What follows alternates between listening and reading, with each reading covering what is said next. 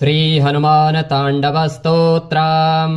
भजे समीरनन्दनं सुभक्तचित्तरञ्जनं दिनेशरूपभक्षकं समस्तभक्तरक्षकं सुकण्ठकार्यसाधकं विपक्षपक्षबाधकं समुद्रपारगामिनं नमामि सिद्धकामिनं सुशङ्कितं सुकण्ठभुक्तवान् हि यो हितं वचस् त्वमाशु धैर्यमाश्रयात्र वो भयं कदापि न इति प्लवङ्गनाथ भाषितं निशम्य वानरा धिनाथ आपशं तदा स रामदूत आश्रयः सुदीर्घबाहुलोचनेन पुच्छगुच्छशोभिना भुजद्वयेन सोदरीं निजांसयुग्ममास्थितौ कृतौ हि कौसलाधिपौ कपीशराजसन्निधौ विदेहजेशलक्ष्मणौ समे शिवं करोत्वरम् सुशब्दशास्त्रपारगं विलोक्य रामचन्द्रमा कपीशनाथ सेवकं समस्तनीतिमार्गगं प्रशस्य लक्ष्मणं प्रति प्रलम्ब बाहुभूषितः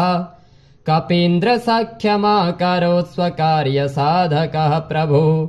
प्रचण्डवेगधारिणं नगेन्द्रगर्वहारिणं फणीशमातृगर्वहृदृशास्य वासनाशकृत विभीषणेन सख्यकृद्विदेहजातितापहृत सुकण्ठकार्यसाधकं नमामि यातुधातकम् नमामि पुष्पमौलिनं सुवर्णवर्णधारिणं गदायुधेन भूषितं किरीटकुण्डलान्वितं सुपुच्छगुच्छतुच्छलङ्कदाहकं सुनायकं विपक्षपक्षराक्षसेन्द्रसर्ववंशनाशकं रघुत्तमस्य सेवकं नमामि लक्ष्मणप्रियम् दिनेशवंशभूषणस्य मुद्रिका प्रदर्शकं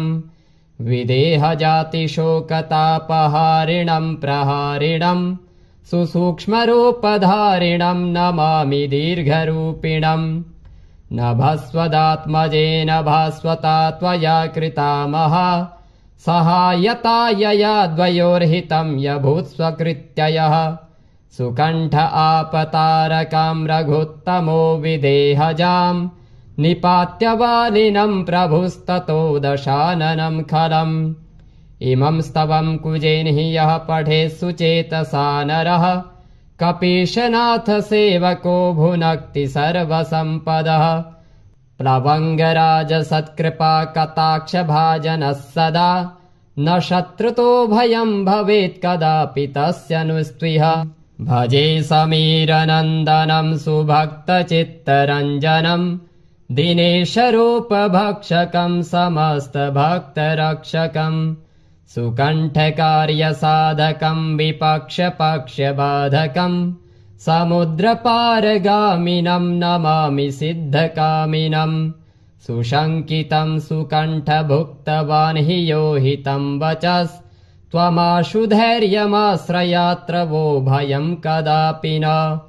इति प्लवङ्गनाथ भाषितं निशम्य वानरा धिनाथ आपशं तदा स रामदूत आश्रयः सुदीर्घबाहुलोचनेन पुच्छगुच्छशोभिना भुजद्वयेन सोदरीं निजांसयुग्ममास्थितौ कृतौ हि कौसलाधिपौ कपीशराजसन्निधौ विदेहजेशलक्ष्मणौ समे शिवं करोत्वरम् सुशब्दशास्त्रपारगं विलोक्य रामचन्द्रमा कपीशनाथ सेवकं समस्तनीतिमार्गगं प्रशस्य लक्ष्मणं प्रति प्रलम्ब बाहुभूषितः कपीन्द्रसख्यमाकरोत् स्वकार्यसाधकः प्रभु प्रचण्डवेगधारिणं नगेन्द्रगर्वहारिणं फणीशमातृगर्वहृदृशास्य वासनाशकृत विभीषणेन सख्यकृद्विदेहजातितापहृत सुकण्ठकार्यसाधकं नमामि यातुधातकम्